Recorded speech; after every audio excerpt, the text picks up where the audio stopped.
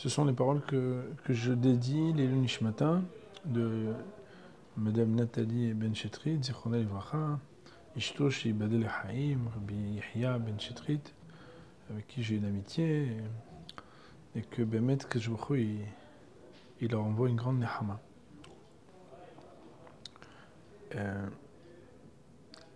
C'est ramené dans le Zohar que Emet, c'est la Shon Zachar, et que Emouna, c'est la Shon Nekeva. Et au-delà de la dimension Emet, qui veut dire la vérité, et Emouna, qu'on ne va pas traduire maintenant, au-delà de la masculinité et de la féminité du genre de ces mots, il y a quelque chose de, bien évidemment, beaucoup plus profond que ça. Mon Rav Zatzal, il définissait le Emet et la Emouna comme deux pans différents de la Avodat Hashem par rapport à la Torah. À savoir que le Emet, il est la connaissance de la vérité. Les choses sont claires dans la Torah, elles sont limpides. Les choses sont écrites. Quand on étudie la Torah, des fois les gens ils disent « Ah, vous avez l'air convaincu », et tu n'as pas l'air convaincu. C'est que j'invente pas, c'est écrit. Donc comme c'est écrit, je n'ai pas besoin d'être convaincu. Zé, ma, chez zé. C'est ça, il n'y a pas d'autre chose, c'est ça la vérité. Et autour de ça, la relation à la vérité, elle est intégrale. On pourrait appeler ça un petit peu qu'elle est globale et intégrale, un peu comme la chokhma. Alors que, on le sait bien, dans la vie, en fait, le monde ne ressemble pas à ce qui est écrit dans les livres de la Torah. Et c'est ça l'épreuve de la Emouna. C'est qu'en fait, on apprend par exemple que les gens honnêtes sont des gens bien, et dans le monde, on voit que des Rechaim Tzalecha, comme le dit le Navi, comme le dit le prophète, les Rechaim, ils réussissent parfois mieux que les Tzadikim. On nous dit que la Tsiniout, c'est très important, la pudeur est importante, et pourtant, malheureusement, le succès des femmes qui sont tsnoot, dans la manière avec laquelle on les regarde, ne ressemble pas à l'attrait que les gens peuvent avoir sur les personnes qui ne sont pas habillées de la même manière. Et de la même manière, on dit que la vérité est importante et qu'il faut toujours la vérité. Et parfois, malheureusement, on se sent puni d'avoir été quelqu'un de sincère et d'honnête, alors que des gens qui sont un petit peu plus comme ça, qui arrondissent les angles, ils s'en sortent mieux, etc., dans tous les sujets. C'est-à-dire que le monde, quelque part, il ne ressemble pas à la vérité qu'on apprend dans les livres.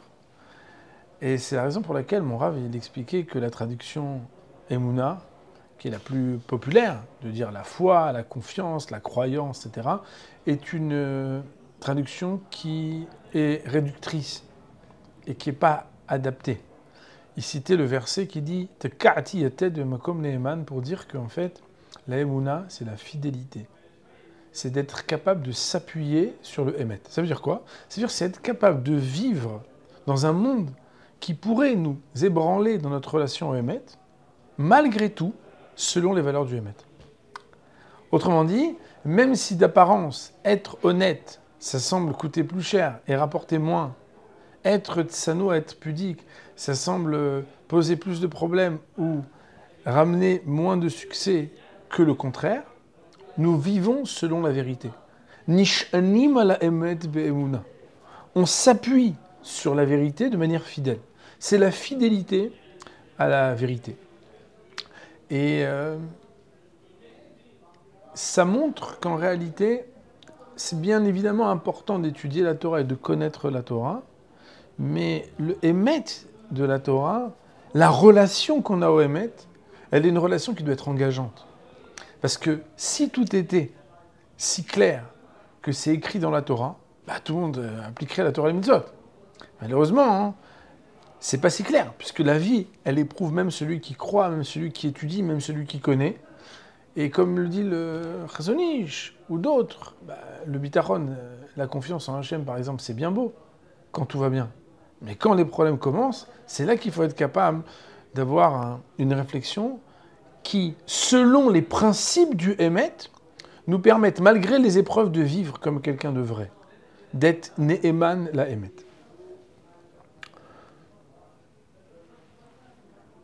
Le Maharal dans Netiv HaTzniut, donc au début d'un chapitre sur la Tzniut, qui d'ailleurs ne mentionne quasiment rien sur les centimètres, les jupes longues et les maquillages, mais beaucoup plus sur le sujet de la Tzniut de manière profonde,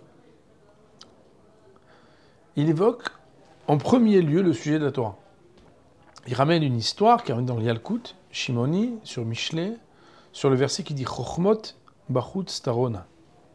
Chochmot, les sagesses, la chochma, bachut starona. Tarona, Minashonrina, seront entonnées à l'extérieur. Et il ramène ici une histoire. Shmuel ben Nachmani a posé la question à Rabbi Yonatan, il l'a rencontré dans un endroit public, il lui a dit dis-moi un petit Dvar Torah, dis-moi quelque chose. Amarle, Shnali Perek Echad, Amarle, le Beit Talmud, lech le Beit Talmud, veshne autre.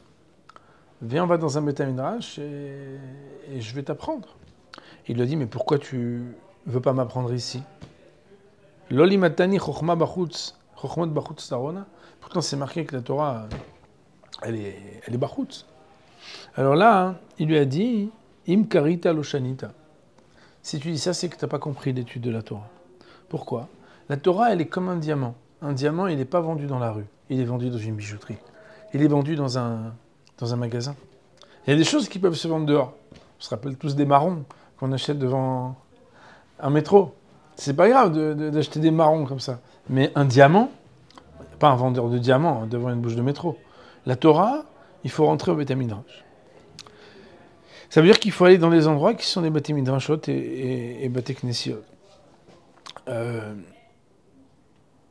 y a une Gemara dans Moed Katan qui dit aussi que Rébi, à un moment où il a imposé qu'on n'ait plus le droit d'enseigner la Torah à l'extérieur et qu'il fallait étudier la Torah qu'à l'intérieur.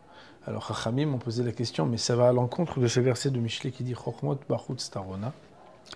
Et la Gemara, elle dit, au nom de Rava, Kol haosek baTorah mi bifnim, Torah machrezet elav bashuk. Tout celui qui s'investit de la Torah mi bifnim, on va traduire de l'intérieur, alors Torah machrezet elav bashuk. La Torah, elle va scander, elle va faire du bruit sur lui à l'extérieur. Alors, je pense qu'on est dans une ère où on se rend compte que tout le monde a le droit à la parole et tout le monde a le droit de mettre dans le Reshut Harabim, sur la voie publique, la parole de la Torah. Et pourtant, il y a des personnes qui ont plus d'écho et de résonance dans la Torah qui transmettent que d'autres. Et Rabbi Yechiya ben Shetrit, on peut tous constater que sa Torah, elle a une portée qui est très grande, avec des dizaines de milliers de conférences qu'il a pu faire dans sa vie, un peu partout. Et il y a un succès incontestable, indiscutable. Comment comprendre? Comment expliquer? Alors, ce qui ressort de cette Gemara, c'est qu'il y a quelque chose de la pnimiut. C'est quoi la pnimiut? Eh bien, il y a des personnes qui répètent des vortim. C'est quoi répéter des vortim? Répéter des vortim, ça veut dire rapporter des livrets Torah qu'on répète. Et des fois, on se dit, voilà, comme j'ai été épaté de ce que j'ai entendu, je vais le répéter. Et a priori, je devrais aussi être capable d'épater qui va les entendre. Et pourtant, on voit des fois que ça ne marche pas. C'est que tu as répété la même chose, tu as essayé d'imiter même le timbre de voix. C'est l'oyot sekara. Ça ne sort pas de la même manière. C'est pas parce que tu n'as pas le même look, c'est pas parce que tu vois qu'il y a un truc qui manque véritable. Alors moi, j'ai toujours les machal et madavardomé, ça ressemble aux guitares. Je sais pas si c'est déjà rentré dans un magasin de guitare. Dans un magasin de guitare, en fait, il y a des guitares acoustiques, il y a des guitares électroacoustiques, il y a des guitares électriques. Et puis, il y a des guitares à 100 €, il y a des guitares à 1000 € et des guitares à 10 000 €. Et il y a ce qu'on appelle le coffre. Le coffre, c'est la manière avec laquelle les notes semblent être les mêmes, mais la résonance, elle dépend du coffre. Est-ce que le coffre est bon? Je ne sais pas si vous connaissez le charango, c'est une guitare à 12 cordes sud-américaine. C'est vrai, il y a des qui est fait avec une carapace d'animal. C'est des choses qui sont très travaillées pour que la résonance soit pas la même. Quelque chose d'abord, et c'est le premier enseignement, qui a été travaillé profondément, qui a été creusé. Alors quand on le dit, on sait bien que quand quelqu'un il a préparé quelque chose, c'est comme un pain tout chaud, c'est pas comme quelque chose qui a été décongelé ou acheté dans un supermarché. C'est quelque chose qui vient de l'intérieur. Ça a été de l'intérieur du four, ça a été pétri, ça a été travaillé. Et la première nekuda, c'est que sans que quelque chose se travaille de manière pnimi, de manière intérieure et profonde, la résonance, ça ne peut pas être la même. Et vous savez, mon Rav Botaï, que en général, les livrets Torah qui sont transmis, en fonction de la manière avec laquelle la personne qui les énonce et les prononce vit lui-même ce dont il parle, C'est ça qui va créer une résonance et une connexion de Havana, de Bina, et pas seulement de Chokhma, de Yedia. Pour traduire, si on veut dire que la Chokhma, c'est la connaissance générale, et la Bina, c'est la connaissance des détails, l'intelligence, comme le Zohar dit, Bina Liba. La Bina, c'est quelque chose qui est intérieur, qui est dans le cœur. Lorsque quelqu'un il transmet une connaissance, ça n'est pas la même chose que lorsque quelqu'un il transmet une compréhension. Je me rappelle une fois qu'il y avait quelqu'un qui préparait plein de cours et il m'a dit « Alors, t'as pas un truc à me donner pour telle fête et tout ?» Je lui ai dit « J'ai pas compris. T'as qu'à learner, t'as qu'à étudier un sujet et puis ce qui sort... Il me dit « Non, mais je sais que voilà, des fois, j'ai bien aimé, c'est quoi comme livre que tu utilises ?» et je lui ai dit « Mais tu cherches une Yedia pour appâter et épater les gens ou est-ce que tu cherches une Havana pour transmettre une compréhension à celui qui va l'écouter ?» La Bina, c'est quelque chose de profond. Et inévitablement, c'est sûr que on peut dire que la résonance d'une parole qui a tellement de succès de ces shiurim, c'est qu'au-delà des connaissances qui sont transmises, il y a un travail d'approfondissement. Mais j'ai pensé aller un peu plus loin pour parler, Zichrona Livracha, de Madame Nathalie Ben-Chetrit, en disant que le rôle de la femme est capital dans ce sujet. Pourquoi ? En fait, un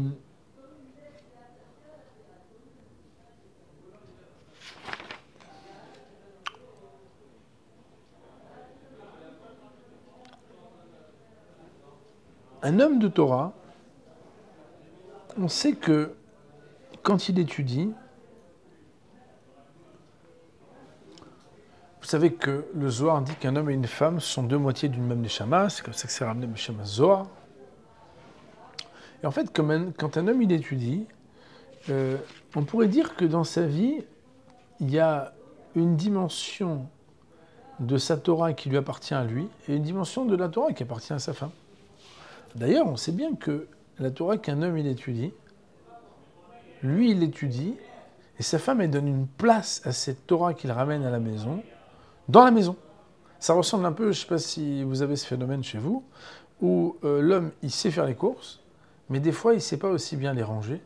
L'homme il sait acheter les ingrédients, mais la magie que la femme elle a de savoir comment les cuisiner, c'est quelque chose qui est exceptionnel. Au point que, c'est marqué je crois dans le Zohar, il y a une histoire où un homme une fois il est venu et il n'avait jamais vu de pain de sa vie. Alors il est venu et puis il a vu comme ça du pain, il a goûté. Quelqu'un l'a invité à manger. Et c'est quoi ? Il dit c'est quoi ? Il dit c'est du blé. Et il a sorti un sac de blé. Il a dit moi aussi j'ai du blé. Il dit oui, mais c'est pas la même chose. Ça c'est du blé avec, pour reprendre l'expression de la Gemara, c'est chadesre melachotapat. Toi tu t'es arrêté au milieu de tous les travaux qui sont semés, labourés, et voilà, vannés, etc. Mais là après il y a une suite. Il faut moudre, il faut trier les grumeaux, les bons, la fine fleur de farine, il faut faire du pain. C'est pas la même chose, tu peux pas comparer du blé. Elle a même une question pour savoir quand quelqu'un est écossais srita, à part du fait que quand il grignote des grains de blé nus, il va aller chez le dentiste très, très probablement rapidement, mais il y a aussi un problème, c'est que c'est pas tellement bon, alors que la même chose peut donner quelque chose de tellement formidable.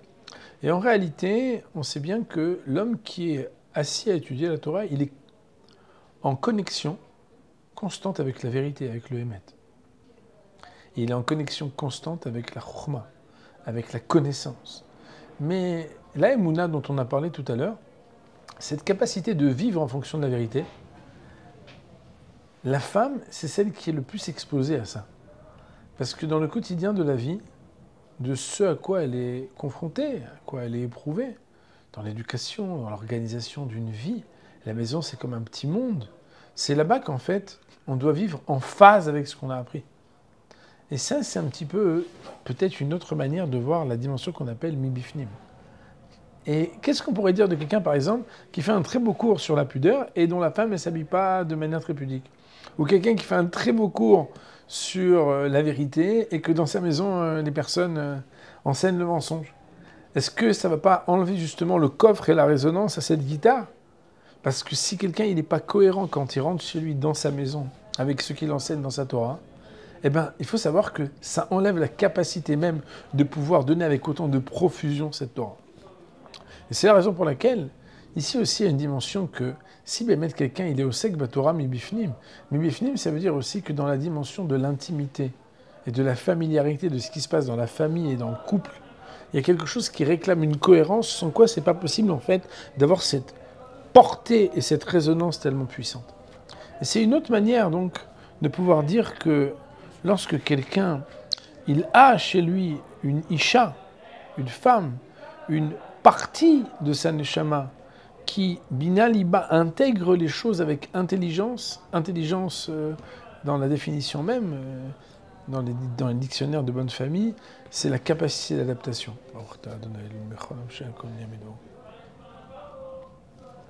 C'est quoi la capacité d'adaptation? C'est de prendre la vérité et d'être capable de l'adapter en fonction de chaque enfant, en fonction de chaque situation, en fonction des événements de la vie. Et de ce qu'on entend dans cette grande pudeur qui était celle de cette dame, Madame Nathalie Benchetri, Zichronah Livracha, qui était une femme de maison. C'était pas une personne qui sortait. C'est pas une personne qui se mettait en avant. Elle a pu être l'épaule sur laquelle toute cette Torah, elle a pu reposer, que Béhémet, celui qui est au Sek Torah Mibifnim, ça veut dire que sa Torah, elle a aussi un pnim, elle a aussi une intériorité. Alors Béhémet, ça donne quelque chose qui est d'une autre portée. J'ai vu un petit remez, même si c'est Beder Drouche, la Bina, elle est appelée dans Chazal la Imaïla'a, la maman qui est très haute. Et le symbole d'une maman, c'est une personne qui intègre les choses. Il y a un des enfants qui a raconté que quand le Rav Ben Chetrit, Ibadel Haïm, des fois il faisait des discours qui étaient longs pour expliquer des choses. Parfois, leur maman, Zichronah Livracha, en 2 phrases, quand il parlait avec elle, elle recadrait les choses pour dire en substance le fond de cette vérité, sans avoir besoin d'expliquer toutes ces démonstrations. D'ailleurs, vous savez que des fois c'est très énervant, puisque les femmes, elles ont ce sens aussi intuitif qui permet de dire, bon, mais en bref, tu veux quoi? Alors que des fois, nous, il n'y a pas d'en bref. Quand on étudie Abaye Verava dans une Gemara, on va prendre 3 jours. Quand on va étudier la Sugat Shemen, on peut mettre 2 semaines, 3 semaines pour apprendre et pour écrire et pour savoir le fond du sujet. Il y a un pragmatisme pratique d'être capable de savoir c'est quoi les conclusions Tarles et qu'est-ce qu'on fait maintenant avec ce qu'on a appris. Et ça, c'est quelque chose qui est aussi un des symboles de ce qu'on appelle une ima. J'avais pensé aussi que les gens ne savent pas, mais je fais ma petite enquête auprès de personnes que je connais qui sont proches de la famille et qui étaient proches de Madame Nathalie Benchetrit, Zichronah Livracha, qui m'ont dit que c'était quelqu'un qui, malgré... hier, ils ont parlé d'une équipe de foot plus remplaçant, une belle famille dont elle s'occupait, elle était capable de laisser penser aux personnes qui s'adressaient à elle par téléphone ou pour la rencontrer, qu'elle avait tout le temps du monde pour les recevoir. Et je ne sais pas si vous le savez, mais Rav Ben Chetrit, en fait, le vrai travail, il ne commence pas et il ne se termine pas pendant les cours. Moi, j'ai plusieurs fois où il devait dormir chez nous, parce qu'on est amis. Et je me rappelle que des fois, je dis, bon, je viens de chercher. Il me dit, mais non, je rentre en taxi. Et une fois, j'ai voulu faire le beau. Je dis, écoute, je viens de chercher. Minuit et demi. Ouais, tranquille. Et quand le cours s'est terminé, des fois, ça dure longtemps, un cours de Rav Ben Chetrit. Je peux même dire que des fois, ça ne dure pas longtemps. Après, il y a les questions. Et moi, il me dit toujours, le vrai travail, c'est après. C'est quand les gens ils viennent te parler. C'est quand les gens ils sont sensibilisés. C'est quand, en fait, les mots dépassent le simple fait d'avoir été écoutés, mais qu'il y a cette... Achava et de la lèvre. Les gens ils commencent à être un peu perturbés, à être remis en question. Ils veulent parler, ils veulent apprendre. Et le il reste des heures et des heures durant à écouter, que ce soit en présence quand il est sur place ou quand c'est après par des appels ou par des messages. Il y avait aussi une pnimiout à cette Torah-là, qui est une Torah de la relation humaine. C'est que Madame Benchetrit, Zichronah Livracha, en fait, elle a aidé des centaines de personnes. Elle a conseillé, elle a reçu, elle a écouté. Et c'est quelque chose qui est extrêmement important aussi, qui est ces 2 panim, de pnim et de chutz, ce qu'on voit et ce qu'on ne voit pas. Enfin, je dois dire que j'ai été moi très touché et très ému de réfléchir au sujet de la Messirut Nefesh, du dévouement d'une femme qui a accepté que son mari puisse ne pas être présent à la maison au nom de la Havat Israël, de faire porter pour l'amour d'Israël, du grand Israël, du peuple d'Israël, la parole de la Torah. Et il faut le savoir, c'est quelque chose qui se mesure lorsque des fois on est en retard, lorsque des fois on est absent. Chacun d'entre nous, il a cette problématique. Aujourd'hui, on a les téléphones portables, donc les téléphones sonnent, les messages sont reçus. T'es où? À quelle heure tu rentres? Pourquoi t'es pas encore rentré? Ah, tu vas encore aller là? Non, mais t'es sûr? Il faut pas annuler, etc. Et en fait, on se rend pas compte ce que ça veut dire. Quand c'est pas une année et 3 fois par mois, mais c'est des dizaines d'années avec des centaines de cours par an et de Shabbatot, etc. C'est quelque chose que, franchement, c'est digne de toute l'admiration. Et qu'il faut savoir que quand Rabbi Akiva, la Gemara dit dans Masechet Nedarim, Dafnoun, que chez Liv et chez Lachem, chez Laou, je pense qu'un grand message, c'est qu'il y a une Hakarat Hatov.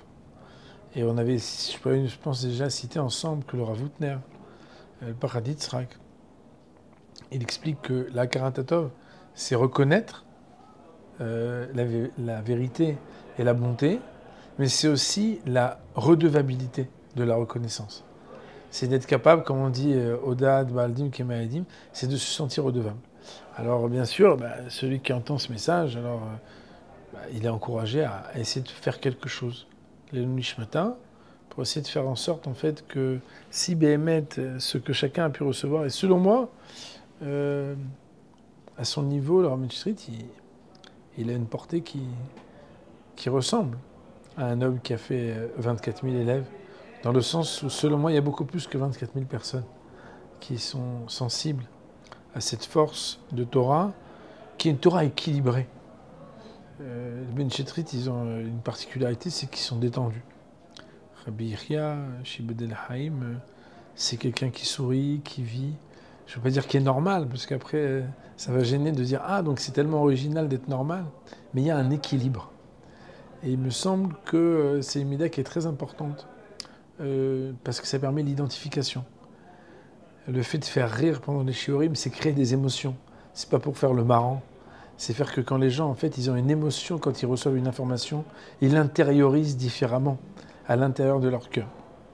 Enfin, je dois dire que ce qui, moi aussi, mérite, à mon humble avis et à mon petit niveau, une grande admiration, c'est que lorsque les personnes ont beaucoup de charisme et de personnalité en tant que parents, c'est difficile et c'est extraordinaire de donner la place en se réduisant un peu à ce que les enfants aient de la personnalité. Et je pense qu'il faut être une maman spéciale, Zichrona Livracha pour cette dame, Madame Nathalie Ben Chetrit, et Ibadel Haim Tovim Varoukim pour Rabbi Yechia, de pouvoir, malgré cette force et ce charisme, laisser aussi une place pour que chaque enfant il ait une possibilité d'avoir sa place et le développement de sa personnalité. Voilà, c'était quelques mots que j'avais prévu de dire de manière un peu plus explicite, et comme j'ai dû un petit peu réduire ce que j'avais prévu, alors je voulais les partager avec vous.